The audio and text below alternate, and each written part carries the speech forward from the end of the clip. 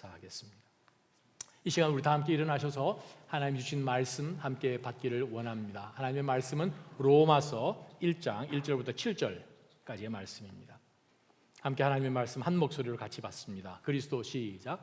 그리스도 예수의 종 바울은 사도로 부르심을 받아 하나님의 복음을 위해 따로 세움을 받았습니다. 이 복음은 하나님께서 예언자들을 통해 성경에 미리 약속하신 것으로 하나님의 아들에 관한 것입니다. 그분은 육신으로는 다윗의 후손으로 나셨고 성결의 영으로는 죽은 자들 가운데서 부활해 능력 있는 하나님의 아들로 인정되셨으니 바로 우리 주 예수 그리스도십니다. 우리가 예수 그리스도를 통해 은혜와 사도직을 받았으니 이는 그분의 이름을 위해 모든 이방 사람들이 믿고 순종하도록 하기 위해서입니다. 여러분 역시 그들 가운데 부르심을 받아 예수 그리스도께 속한 사람이 됐습니다. 하나님의 사랑을 받고 성도로 부르심을 받은 로마에 있는 모든 사람에게 하나님 우리 아버지와 주 예수 그리스도로부터 은혜와 평강이 있기를 빕니다. 아멘. 하나님 아버지, 로마서 말씀을 주여 저희가 함께 믿음으로 받으며 저희도 동일하게 주께서 저희들 가운데 허락하신 그 구원의 놀라운 복음을 저희가 들었을 때 저희로 하여금 어떻게 반응해야 하는지를 말씀을 통하여 다시 한번 도전받고 더 그리스도를 닮아가는 저희의 삶의 여정 되게 하여 주옵소서. 예수님 이름으로 기도합니다. 아멘. 자리에 앉아주시기 바랍니다. 지난 2000년 동안 기독교 역사 가운데에서 이 성경책은 많은 성경책 가운데서 가장 많은 영향력을 미쳤다라고 해도 절대 과언이 아닌 것입니다. 특별히 중세 종교개혁할 때에 마틴 루터가 정말 그의 삶 가운데서 많은 신앙적인 그런 갈등 가운데 있었지만 그를 완전히 하나님을 향하여 변화되도록 역사한 바로 그 책이 바로 이 책입니다. 그는 뭐라고 그의 고백을 했는가 하면 루터가 진정 신약의 중요한 부분입니다. 참으로 가장 순수한 복음입니다. 모든 그리스도인들이 그것을 한마디 한마디 완전히 암송할 만한 가치가 있을 뿐만 아니라 영혼의 일용할 양식으로 삼아서 날마다 그것을 몰두할 만한 가치가 충분히 이 책은 있습니다. 칼빈이 뭐라고 이야기했는가 하면 장 칼뱅은 이렇게 이야기합니다. 만일 우리가 이 책을 진짜로 이해한다면 우리에게는 성경의 가장 심오한 모든 보물에게 접근할 수 있는 문을 여는 것과 같습니다. 아마 바울부터 시작해서 2000년 기독교 역사를 뒤집어 볼 때에 아마 종교개혁과 바울 사도 그 사이에 가장 유명한 사람이 아마 있다면 AD 350년경에 있었던 Saint Augustus of Hippo, 성 어거스틴일 것입니다. 그 성 어거스틴인 참 굉장한 사람이죠. 정말 이 초대 교부들 가운데 가장 유명한 정말 기독교의 신앙을 잘 세운 그러한 뛰어난 교부였습니다. 하지만 그는 젊었을 때에 그의 삶은 참 방탕했고 아주 거칠었습니다. 그의 어머니 모니카의 정말 기도 제목이었던 사람입니다. 그러한 가운데서 그가 젊은 시절 32살 되었을 때에 밀라노에 잠깐 머물고 있었는데 그가 말씀을 읽고 그 삶 가운데서 아직까지 끊어내지 못하는 여러 갈등들, 시험들 그런 것 갖고 그가 고민하면서 머물고 있던 그 집 정원에 나가서 이렇게 산책을 하고 묵상을 하고 있는데 그 바로 옆집에 뛰어놀던 애들이 무슨 이야기 노는 그런 놀이를 하면서 똘레레게라는 말을 계속 부르면서 노래를 부르는 거예요. 라틴 말로 똘레레게라는 것은 take and read 이 뜻입니다. 집어서 읽어라. 똘레레게 이 무슨 말인가 하다가 혹시 자기가 거실에 펴놓았던 하나님의 말씀을 가서 집어들게 됩니다. 그러고 난 다음에 성경책을 착 폈는데 거기에 등장하는 바로 그 말씀이 13장 13절 14절입니다. 방탕하거나 술 취하지 말고 음행하거나 호색하지 말며 다투거나 시기하지 말고 오직 주 예수 그리스도로 옷 입고 정욕을 채우려 육신의 일을 애쓰지 마십시오 라는 구절이 눈에 딱 들어왔다는 거예요. 그의 삶 가운데서 그가 나중에 썼던 Confessions, 고백록 혹은 참회록이라고 번역되어 있는 그 책에 어거스틴이 뭐라고 표현하는가 하면, 내가 그 하나님의 말씀을 읽고 난 다음에 더 이상 읽고 싶지도 읽을 필요도 없었습니다. 이 구절 말씀을 읽고 나자 모든 염려로부터 구원해 주시는 빛이 즉시 내 마음속에 밀려 들어오는 것 같았습니다. 그리고 내 마음속에 그동안 있었던 모든 의심들이 한순간에 다 사라져 버렸습니다 라고 고백했습니다.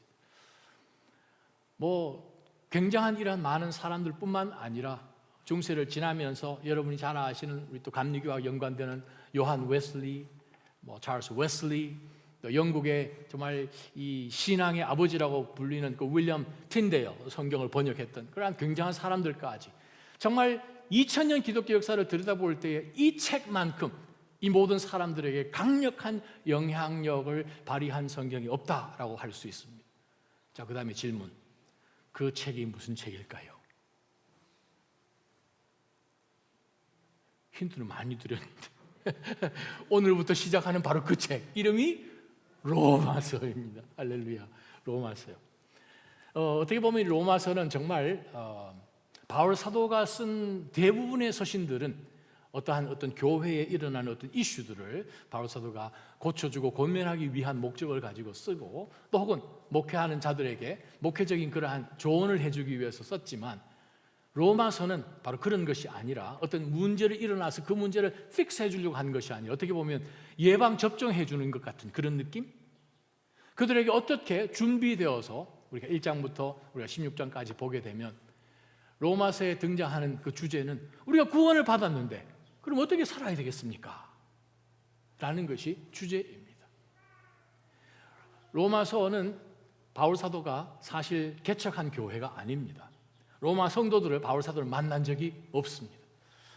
로마의 그런 교회가 어떻게 세워졌는가? 두 가지에 추측해 볼 수 있는 것인데, AD 33년에 바로 오순절 사건 가운데에서 로마에서 유월절을 지키기 위해서 유대교를 개종한 자들이나 혹은 디아스포라 유대인들이 와서 복음을 전해 듣고 그들이 로마로 돌아가서 전도하면서 교회가 세워졌다라는 주장이 있고, 두 번째 주장은 아마 바울 사도가 여러 소아시아 지방을 다니면서 복음 전도해서 교회를 세웠더니 그 교회와 연결되어 있는 친척이든 누구든 그 복음을 대신 전해 듣고 그들이 살던 로마로 돌아갔을 때에 교회가 세워졌다라고 학자들은 두 가지로 이야기를 하고 있습니다. 1차 전도 여행 때 바울 사도는 바로 이 고린도를 지나면서 바로 고린도에서 바로 이 로마에 대한 마음을 품고, 특별히 2차 전도 여행을 지나면서 한 3개월간 고린도에 머물게 되지요. 우리가 사도행전 20장을 보게 되면 2절, 3절을 보게 되면 3개월 정도 이제 머무는 가운데서 고린도에서 바로 이 바울 사도가 3차 전도 여행 끝부분에 로마에 있는 성도들에게 보낸 서신이 AD 57년에 보낸 서신이 오늘 본문의 말씀입니다. 로마서의 내용은 우리가 전체적인 구조로 들여다볼 때에 두 가지로 볼 수 있습니다. 하나님 중심으로도 볼 수 있고, 혹은 그 내용 자체로 들여다봤을 때에 우리 믿음의 성도들에게 제시하는 복음 중심으로 설명을 할 수가 있습니다. 그래서 하나님 중심으로 우리가 이 로마서 전체를 한번 나눠보면, 한번 위에 스크린을 띄워주시면 좋겠습니다. 하나님의 진노가 있습니다. 두 번째는 하나님의 진노가 임했는데 이 진노를 우리가 어떻게 피해야 되는가? 하나님의 은혜를 받으면 됩니다. 그러고 난 다음 하나님께서는 모든 믿는 자들에게 하나님께서 은혜를 주셔서 그들을 구원해 주셨는데, 그러면 유대인들은요, 유대인들에 대한 하나님의 계획이 있습니다. 하나님의 계획에 대한 것이 로마서 9장, 10장, 11장입니다. 사실 로마서 9장, 10장, 11장은 우리 기독교인들하고는 사실상 직접적인 연관은 없고 유대인들을 위한 하나님의 계획 내용들입니다. 그러고 난 다음에 그리스도인들로서 그러면 이 신학적인 부분들을 설명하고 난 다음에 어떻게 우리가 살아가야 하는지에 대한 하나님의 뜻에 대해서 설명한 것이 로마서 12장 1절부터 15장 13절까지. 그 이후는 이제 작별 인사를 하고 몇몇 인스트럭션을 주고 하는 결론 부분이 로마서 전체 내용입니다. 하나님 중심으로 생각했을 때는 하나님이 이 죄 문제를 향해서 하나님이 진노하셨고, 그 진노를 피할 수 있는 하나님의 은혜를 주셨고 모든 믿는 자들에게. 그러나 이 유대인들을 향한 하나님의 계획은 또 있으시고, 유대인들을 포함하여서 모든 예수 그리스도 통하여 믿음으로 나온 하나님의 자녀들이 이 세상 살아갈 때 어떻게 하나님의 뜻을 구하며 살 것인가 하는 부분이 마지막 부분입니다. 이것보다도 조금 더 자세하게 보는 내용은 그 다음 스크린입니다. 5가지가 S로 시작합니다. Sin, 그 다음 Salvation, Sanctification, Sovereignty, Service. 자, 서론과 결론은 똑같습니다. 그런데 그 내용면에 있어서 볼 때에 죄 문제를 바울 사도가 맨 먼저 다룹니다. 이 죄 문제를 해결하지 못하고서는 우리가 하나님 나라 갈 수도 없고 하나님을 부를 수도 없고 이 땅 가운데 하나님의 능력으로 살아갈 수도 없으니 이 죄 때문에 우리가 모두 죽는 것 아니냐. 이 죄 문제를 그 문제를 먼저 다루고 난 다음에 그러면 이 죄 문제를 위하여서 하나님이 어떤 은혜를 주셨는가, 어떤 구원 계획을 갖고 계셨는가. 바로 하나님께서 의의 방법으로 예수 그리스도를 우리에게 주셨다는 거예요. 복음. 우리가 본문 가운데 여러 번 나왔던 단어죠. 그러고 난 다음에 우리가 구원을 받았으면 그 다음 우리가 어떻게 살 것인가? 구원받으면 그만이지 뭐 별 거 있나? 따로 뭐가 할 거 있나? 라고 생각하는 그리스도인들에게 어떻게 성결한 삶을 살아갈 것인지, 성화의 단계로 걸어갈 것인지, sanctification에 대한 설명이 바로 그 다음에 등장하는 바울 사도의 논지입니다. 그러고 난 다음은 sovereignty. 하나님께서는 주권을 갖고 모든 민족들을 다스리시는데 wait, 유대인들은 다르지 않습니까? 이 사람들은 우리가 지금 그리스도를 통하여서 받은 이 복음 이미 이전에 하나님과 연결되어 있는 언약이 있지 않습니까? 그 가운데 가장 중요한 언약은 오늘 잠깐 나오지만 다윗 언약이 있지 않습니까? 그럼 이거 어떻게 합니까? 9장, 10장, 11장에 하나님께서 이 유대인들만 빼서 특별한 계획을 갖고 계신 것을 바울 사도가 9장, 10장, 11장 3장을 걸쳐서 설명을 하고 12장부터는 그럼 우리가 하나님 어떻게 섬겨야 됩니까? 서비스에 대해서 나누는 것이 로마서 전체의 내용입니다. 오늘 주신 말씀 우리가 1절부터 7절까지 한번 들여다봤으면 좋겠습니다. 오늘 본문 가운데서 바울 사도가 우리에게 보여주는 큰 것을 보게 되면 사실 사복음서는 예수 그리스도에 대한 내용입니다. 그렇죠? 그리스도께서 이 땅 가운데 어떻게 탄생하셨고 공생에 어떻게 하셨고 또 죽으시고 부활하셨다라는 그 예수 그리스도의 그 생애에 대해서 포커스를 뒀다면 로마서는 예수 그리스도의 오심과 죽으심과 부활하심과 승천하심이 의미가 무엇인지를 더 심층 있게 제시하는 기독교의 선포, 기독교의 선언 같은 느낌이 로마서입니다. 오늘 이 로마서를 통해서 우리가 볼 것이 있습니다. 그것은 바로 로마서 앞부분에 나오는 오늘 읽은 1절부터 7절까지와 또 제일 마지막 뒷부분에 나와 있는 16장 끄트머리가 똑같습니다. 무엇이 똑같은가? 가르치는 주제가 같습니다. 그 말은 복음에 대해서 What are you going to do? 복음에 대해서 어떻게 하실 것입니까? 복음이 우리에게 던져졌습니다. 복음이라는 것은 그냥 우리가 믿고 하나님 나라 가는 그것이 아니라 복음은 우리로 하여금 어떻게 행동하는 것을 요구한다는 거예요. 복음은 우리로 하여금 복음을 들었으니 그 다음에 then what? 이라는 것에 우리가 어떻게 반응을 할 것인가? 응답하라 1989 이런 게 아니고 응답하라 그리스도인이여 이 말입니다. 복음을 들었으니 응답하라. The question is how? 그것에 대한 것이 로마서 전체 내용이지요. 저와 여러분 우리가 오늘 이 말씀을 한번 들여다보기를 원하는데 얼마 동안 진행될지 하나님만 아시겠죠. 로마서에 등장하는 말씀들 하나하나 우리가 하나도 빠지지 않고 말씀 전했으면 좋겠는데 우리가 그러면 과연 이 마지막 때에 복음을 전해주셨는데 이 복음 갖고 우리가 어떻게 살아야 하는지를 말씀을 한번 보십시다. 1절 보게 되면 그리스도 예수의 종이란 단어는 노예란 단어죠. 노예인 바울은 사도로 부르심을 받아서 하나님의 복음을 위해 따로 세움을 받았습니다. 바울 사도가 우리에게 자신을 소개합니다. 물론 1절부터 7절까지는 로마서라는 편지글의 서두죠. 2000년 전에 편지는 어떻게 썼나 하면 누구누구 받으시오가 아니라 그 당시에는 누가 당신에게 보냅니다 해서 편지 보내는 사람 제일 먼저 소개하고 그 다음에 편지 받는 사람 소개하는 그 순서가 2000년 전 방식입니다. 그래서 먼저 편지 보내는 사람 소개를 하는데 바울 사도가 온갖 여러 사역들을 지나가는 가운데서 정말 죽을 고비도 여러 번 넘기고 지금 이제 3차 전도 여행 끝부분에서 이제 예루살렘으로 돌아가게 됩니다. 이 요즘으로 치면 마게도니아에 있는 여러 소아시아 교회들이 지금 기근으로 힘들어하고 있는 이 유대 교회, 예루살렘 교회에 구제 헌금을 바울 사도에게 드렸습니다. 그래서 그 구제 헌금을 갖고 지금 고린도를 거쳐서 이제 예루살렘으로 돌아가는 일정에 지금 바울 사도가 로마에게 편지를 보낸 것입니다.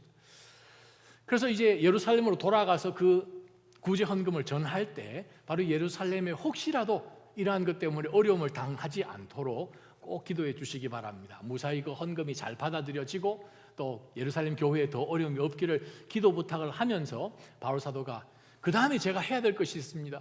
지금까지 제가 하나님께서 저로 하여금 서쪽에 있는 스페인 소바나 스페인 쪽으로 복음 전하기를 하나님께서 우리에게 기회를 주시고 나에게 그런 열정을 주셨는데 갈 때마다 그 길이 막혔어요.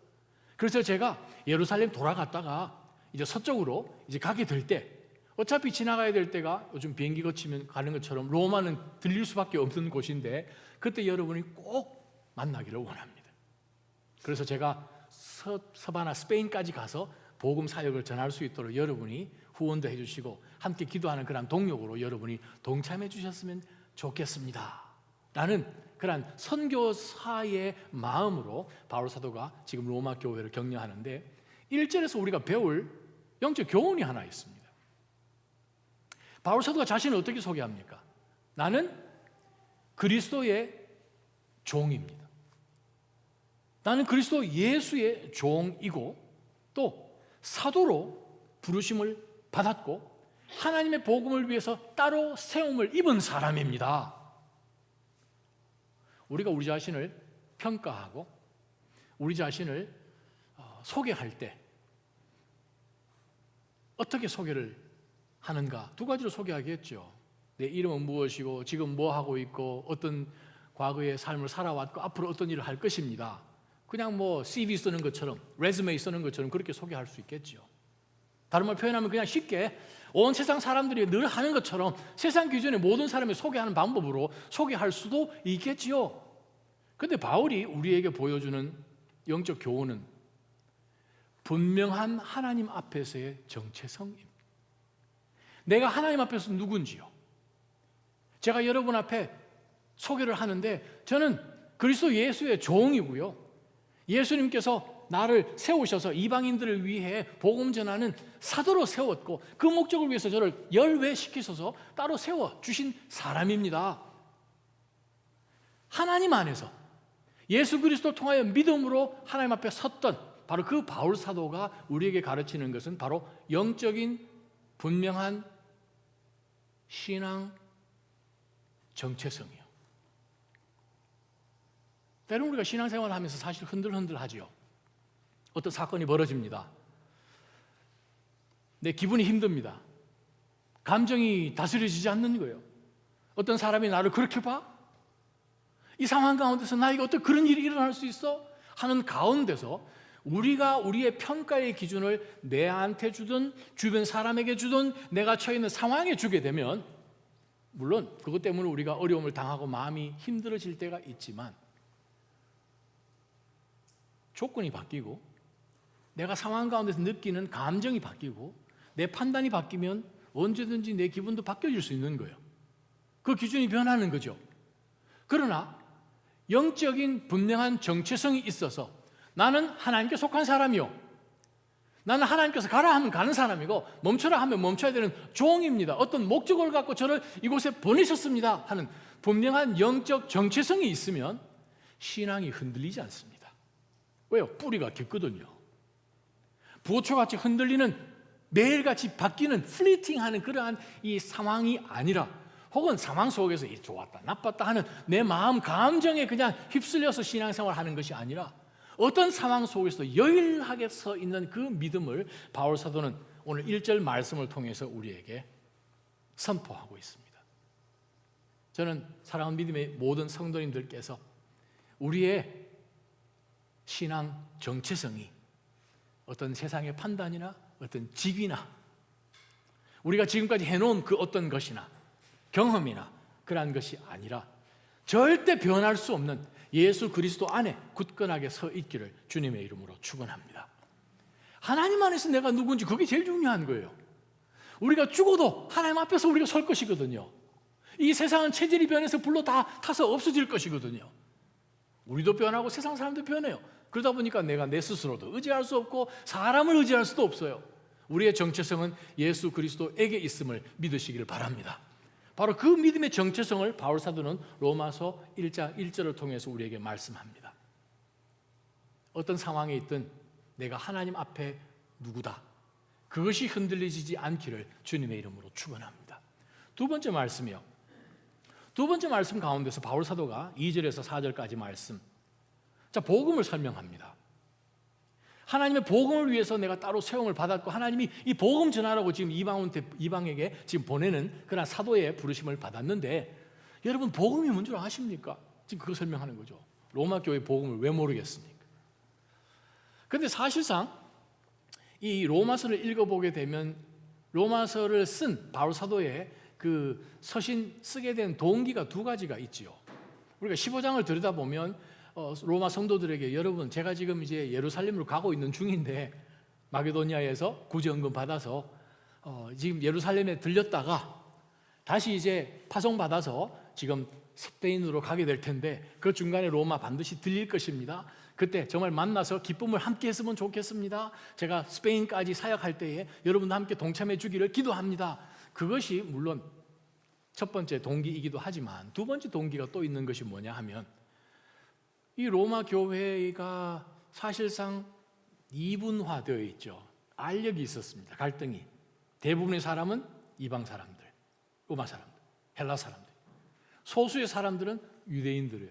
무슨 문제가 있나 하면 율법의 문제가 있고, 구원받았으면 우리 하나님 안에서 우리 모두가 똑같은 거 아니냐 하는 가운데서 예수 그리스도 믿는 믿음, 그거 중심으로 나아가는 그룹이 있고, 또 율법까지도 같이 해야 되지 않는가 하는 가운데서 이 교회 내에 여러 신학적인 갈등이 있었음을 우리가 보게 됩니다. 그리스도인이기는 맞는데 나는 유대인 크리스찬이요, 나는 그릭 크리스찬이요 하는 가운데서 로마 교회 내에서의 어려움이 있음을 우리가 1장 뒷부분부터 시작해서 2장 3장까지 넘어가는 가운데 우리가 여러 이슈들을 만나게 될 것입니다. 자, 그러한 가운데서 바울 사도가 이들에게 절대 놓치지 말아야 하나, 복음을 설명하고 있는데, 자, 우리의 신앙이, 예수님 믿습니다 하는 그 신앙이 때로는 흔들릴 때가 있다는 거예요. 그러다 보니까 어때는 정말 예배가 감동스럽고 감사하고 감격의 눈물을 흘리면서 하나님 앞에 내 삶을 정말 헌신하지만, 또 어떨 때는 예배가 좀 지겹기도 하고 교회 가는 것도 싫고 뭐 성경책 읽는 거, 기도하는 거 뭐 그렇게 될 수 있다는 거예요. 왜 그럴까? 우리가 어디에 서 있는지를 놓친 거죠. 첫 번째는 우리가 하나님 앞에서의 정체성을 놓친 것이죠. 두 번째는 바울 사도가 우리에게 보여주는 것이 뭐냐 하면, 그 복음은 하나님께서 예언자들을 통해 성경에 미리 약속하신 것입니다. 하나님의 아들에 관한 것입니다. 그분은 육신으로는 다윗의 후손으로 나셨고 성결의 영으로는 죽은 자들 가운데서 부활하셔서 능력 있는 하나님의 아들로 인정되신 분이신데 바로 우리 주 예수 그리스도십니다 라고 바울 사도가 로마 성도들도 다 알만한 복음에 대해서 다시 강조하고 있습니다. 왜요? 두 번째 붙들 영적 교훈이, 우리가 이 마지막 때를 살아가면서 그리스도인들로 흔들리지 않는 신앙을 갖기 위해서는 우리의 신앙이 역사성이 있어야 된다는 거예요. 분명한 역사 위에 우리 신앙이 흔들리지 말아야 되지, 내 신앙이 조건적인 것 같고 상대적인 것 같고 환경 속에서 쉽게 영향을 받는 신앙은 흔들흔들할 수밖에 없죠. 그러나 일어난 역사는 바꿀 수 있습니까? 못 바꿔요. 우리의 신앙이 어디에 기초하고 있어야 됩니까? 바로 예수 그리스도. 그분은 누구십니까? 여러분 아십니까? 복음이 그냥 복음이 아니라 하나님께서 여러 수많은 예언자들을 통하여서 구약 성경에 558번이나 되는 메시아닉 패시지로 허락해 주셔서 수백 년 전에 예수님이 태어나시기도 전에 예언을 주셔서 바로 그분이 하나님께서 예언하신, 예언자들을 통하여 그 예언을 성취하신, 역사 가운데서 fulfilled 되게 하신 바로 그것이 복음입니다. 여러분, 우리가 이 세상 살아가는 가운데서 살아가는 신앙이 그냥 예수님을 믿어서 2021년 6월 5일 날 하나님 앞에 예배 드리는 21세기를 살아, 그 이상이에요.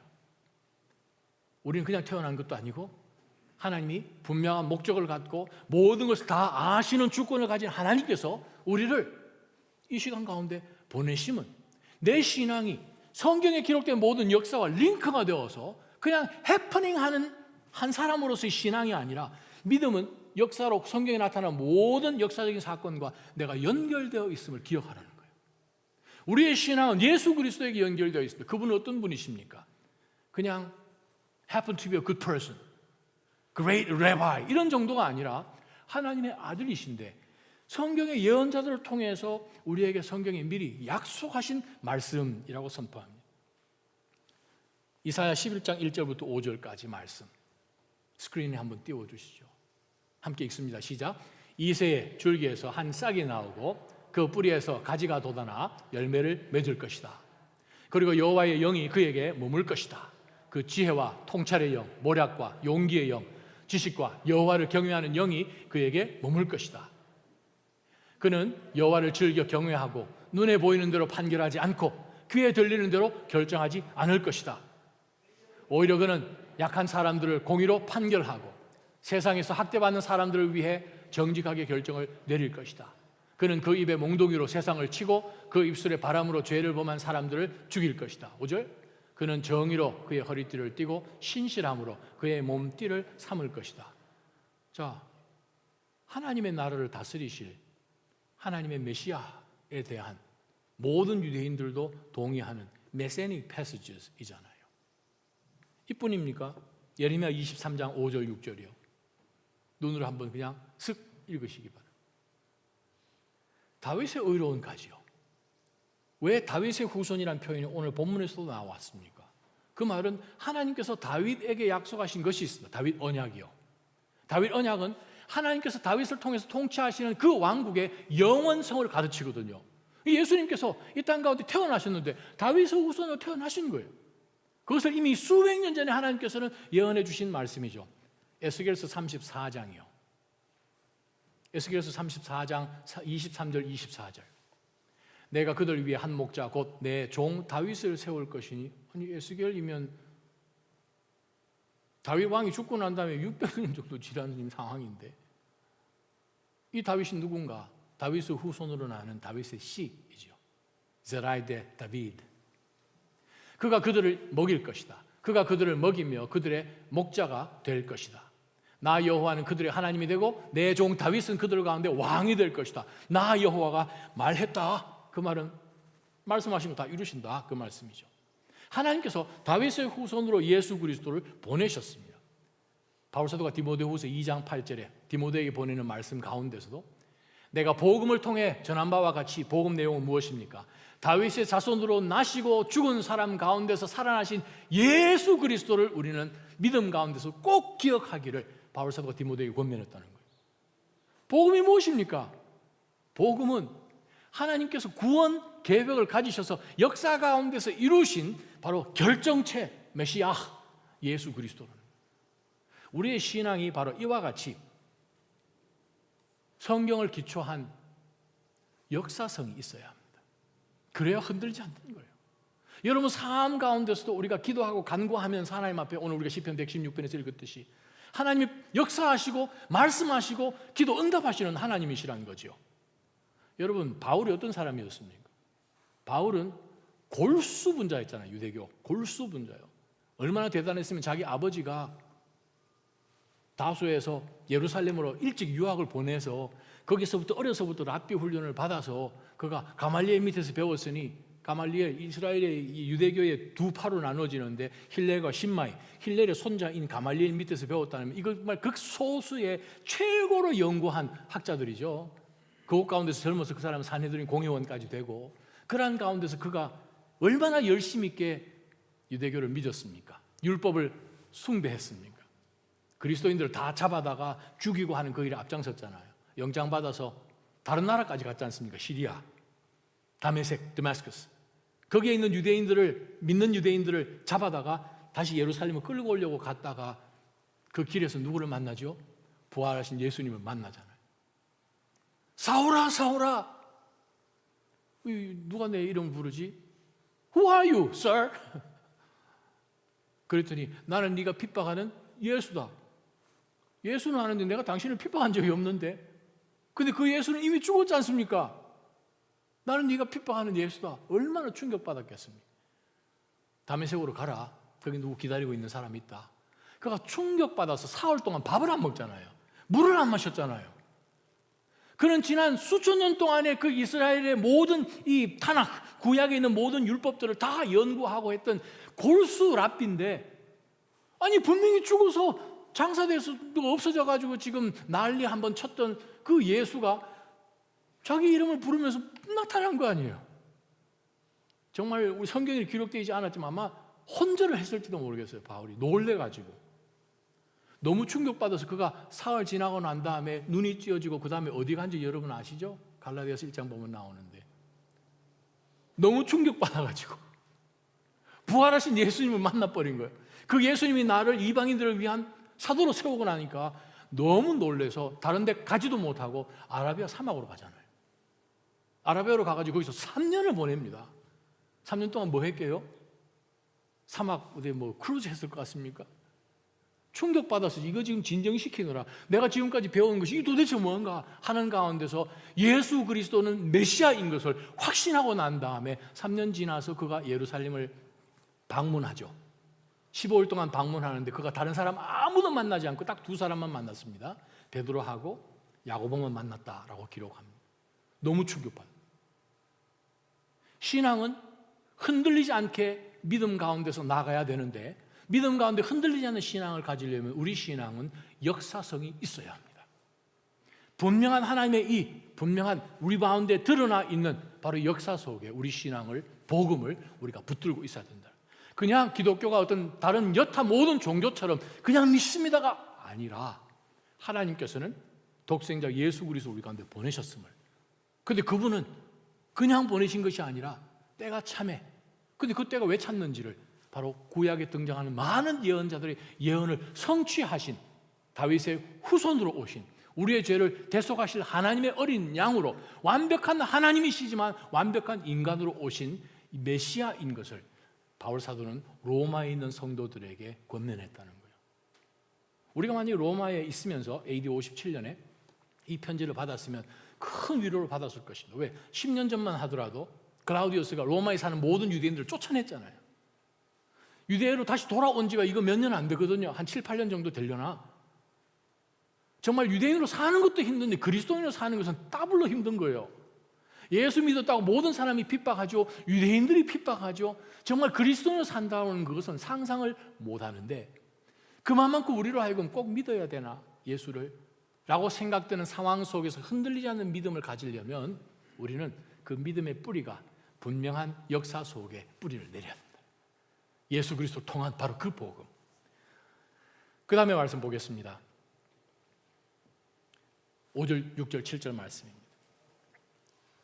우리가 6월 26일부터 주일날 하나님의 말씀 우리가 한 절 한 절 배워갈 때인데 우리의 신앙이 하나님의 이 분명한 스페셜 레벨레이션, 바로 이 특별 계신 하나님 말씀 위에 반듯하게 서 계시기를 주님의 이름으로 축원합니다.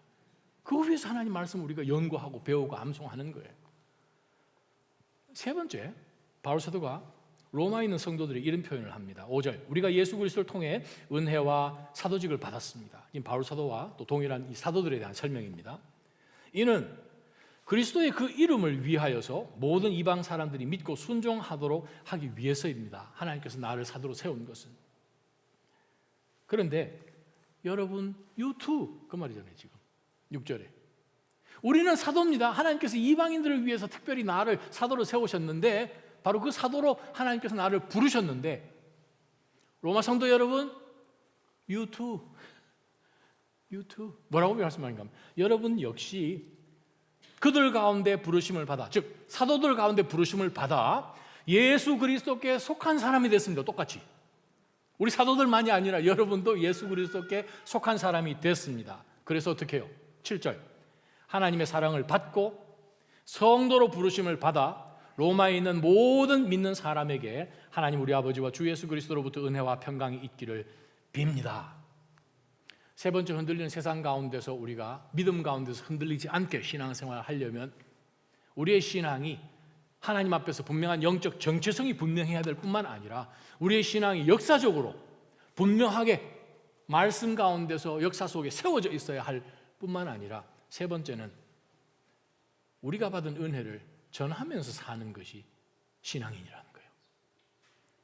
이방인들 전도를 위해서 바울 사도는 나 사도로 세움을 받았습니다. 그래서 나 지금 예루살렘으로 갔다가 다시 또 스페인으로 갈 겁니다.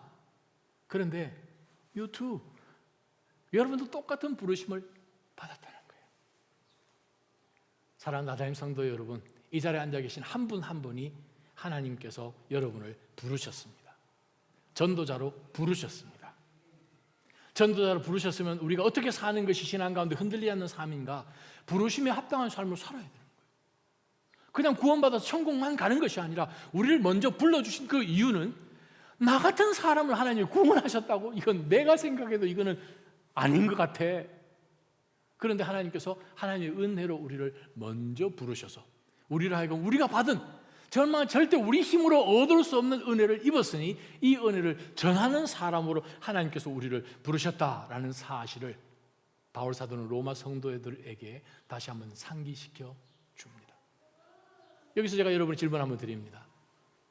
여러분이 예수님 처음 믿었을 때 그 기뻐했던 감격이 혹시라도 지금 식어지지는 않았는지요?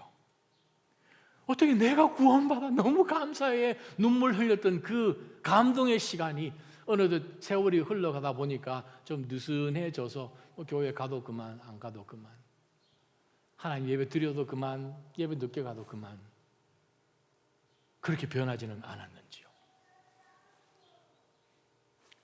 여러분이 누구신지 아십니까? 바울 사도가 아주 충격적인 단어를 썼습니다. 하기오스라는 말로 썼는데 우리나라 말로 번역하면 saints. 우리가 보통 쓸 때 사용하는 단어 성자. 자, 옆에 앉은 분 한번 보시기 바랍니다. 옆에 앉은 그분, 내가 볼 때는 에이 당신이 어떻게? 그런데 여러분 아십니까? 하나님은 그분을 뭐라고 부르시는가 하면 You are saints 그렇게 부르십니다. 성자예요, 성자. 자, 그래서 한번 연습 한번 해보겠습니다. 옆에 앉은 분 성함 아시죠? 성자 누구누구누구 이름을 한번 넣어주시기 바랍니다. 성자 뭐 이렇게 뭐 어거스틴 이런 게 아니라 성자 누구누구누구요 평안하십시오. 성자 누구누구요 평안하십시오. 그렇게 불러주시기 바랍니다. 좀 쑥스럽죠? 거시기 하죠? 왜냐하면 우리가 생각할 때 좀 우리가 성자라고 부르기는 좀 아닌 것 같잖아요. 아니 이 사람하고 그저께 부부싸움 했는데 아니 내가 I know what you did last week 뭐 이렇게 생각하잖아요. 근데 성경은 뭐라고 부르는 거 하니 하나님의 사랑을 받고 우리가 그 사랑 받을 자격이 있어서가 아니라 무조건적인 사랑이요. 하나님의 사랑을 받고 세인트로 부르심을 받은 낮아진 모든 그리스도인들에게 바울 사도는 성령을 통해서 우리에게 오늘 이 시간에 동일한 말씀을 하나님은 주십니다. 하나님 우리 아버지와 주 예수 그리스도로부터 여러분 삶 가운데 은혜와 평강이 있기를 빕니다. 그 은혜와 평강이 끊어집니까? 로마서 8장 39절 말씀처럼 그 어떤 것도 그리스도를 통해서 하나님의 그 사랑이 끊어질 수 없음을 우리에게 말씀하셨다는 거예요. 끊어지지 않는 그 사랑으로 저와 여러분을 끊어질 수 없는 세인트로 불러주셨다는 거예요. 할렐루야. 그렇다면 제가 여러분에게 숙제를 하나 드리려고 설교를 마치려고 합니다. 세인트니까 저와 여러분이 성자니까 구체적으로 이번 한 주 동안 성자면 이 일을 할 것이다 하는 어떤 구체적인 행동 강령을 한번 생각해 보시기 바랍니다. 뭐 부부시면 더 좋겠죠. 성자로서 할 수 있을 것이라고 생각하는 바로 그 일을 구체적으로 이번 한 주 동안 한번 실천해 보시기 바랍니다. 왜 실천해야 되는가? 다음 주 제가 설교할 때 무작위로 한번 질문할 거거든요. 성자로서 어떤 일을 하셨습니까? 라고 당사자에게 질문하지 않고 같이 사시는 분에게 제가 질문해 보겠습니다. 성자로서 어떤 일을 하셨을까? 왜요? 하나님은 우리를 하나님의 그 극진한 사랑으로 우리를 성자로 부르셨다는 거예요. 그러면 우리는 어떻게 살아야 됩니까? 복음에 반응하고 살아야 되죠. 복음은 우리를 하여금 반응하기를 요구하거든요. 매 순간마다 우리 주 예수 그리스도를 드러내는 성자로 살아가시기를 지금까지 살아오셨던 것처럼 때로는 너무 떨어지지만 그러나 애워싸움을 당하지 않는 굳건한 믿음으로 하루하루를 주의 영광을 위해 사시기를 주님의 이름으로 축원합니다. 기도하십시다. 걸어가신 하나님 아버지, 바울 사도를 통하여서 우리 가운데 주신 이 메시지를 주여 저희가 아멘으로 확인하며 저희의 신앙, 저희의 믿음이 상황 따라 흔들리고 내 기분 따라 흔들리고 왔다 갔다 하는 그런 정도가 아니라 우리의 신앙이 하나님 앞에서 어떠한 사람인지를 영적 분명한 정체성을 갖고 그 어떤 속임수 속에서도 이단의 가르침 속에서도 사단의 공격 속에서도 흔들리지 않게 도와주옵시고 하나님의 말씀 위에 분명한 예수 그리스도를 통하여서 역사적인 내 삶의 과거를 돌아보더라도 하나님이 어떻게 우리를 역사하시고 도우시고 응답하시고 간증거리들을 주셨는지를 분명히 기억하는 가운데서 흔들리지 않는 믿음으로 주님을 영화롭게 하여 주옵소서. 동일하게 하나님 아버지 저희들 가운데 먼저 주신 그 은혜를 나누며 복음을 땅끝까지 증거하는 예수 그리스도의 증인으로 살아야겠사오니 바로 그것이 세인트들이 살아야 되는 삶의 모범이 아니겠습니까? 성령 하나님 이 한 주 동안도 그렇게 저희를 도와 주시옵소서. 예수님의 이름으로 간절히 기도합니다.